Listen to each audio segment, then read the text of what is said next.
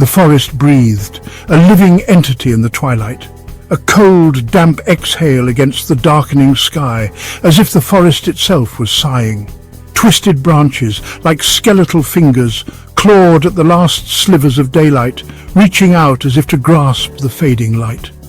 Shadows stretched, long and hungry, from the gnarled roots of ancient trees creeping across the forest floor. The very air hung heavy, thick with the silence of ages and the weight of unseen eyes, watching, waiting.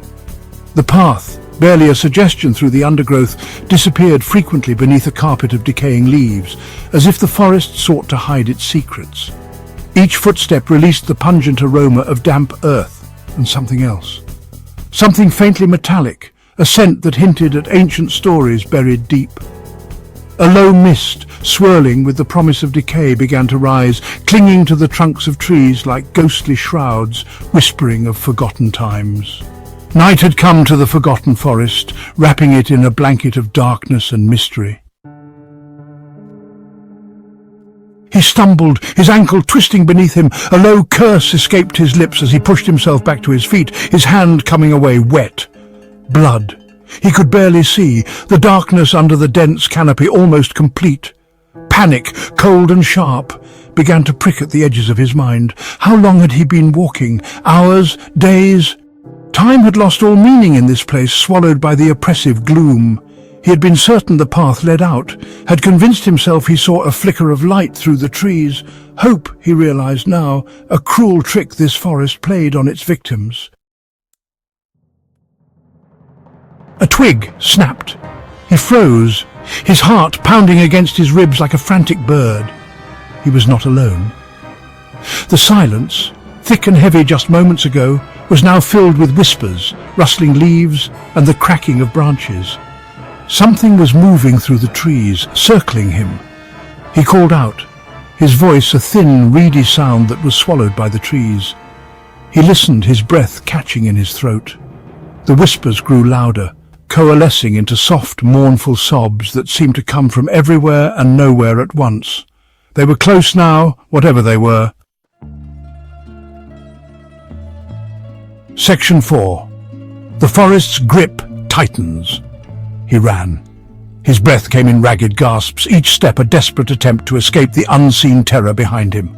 Blindly, desperately, crashing through the undergrowth, heedless of the thorns that tore at his clothes and skin. His heart pounded in his chest, a relentless drumbeat of fear. The sobs followed, growing louder, closer, transforming into guttural growls that seemed to shake the very ground beneath his feet. Each growl reverberated through the forest, echoing his own terror. He could smell them now, a stench of decay and damp earth, the metallic tang, now overpowering. It filled his nostrils, making it hard to breathe, adding to his panic. Something cold and slick brushed against his cheek. It felt like the forest itself was alive, reaching out to claim him. He didn't dare slow down, fueled by pure terror. His legs burned, muscles screaming for relief, but he couldn't stop. The forest floor seemed to reach out, grasping at his feet, trying to trip him. Roots and vines twisted around his ankles, each step a battle. He fell, tumbling down a steep embankment, landing hard on the cold earth. Pain shot through his body, but he forced himself to move. He lay there, gasping for breath, the taste of fear sharp in his mouth. The forest seemed to close in around him, its grip tightening with every passing second. Section 5. What lies within? He looked up, his heart pounding in his chest, each beat echoing in the stillness of the night. 2 points of light pierced the darkness, cold and malevolent, like the eyes of a predator stalking its prey. They moved closer, accompanied by the rasp of indrawn breath, the stench of decay almost overwhelming. The air grew thick with dread, suffocating him.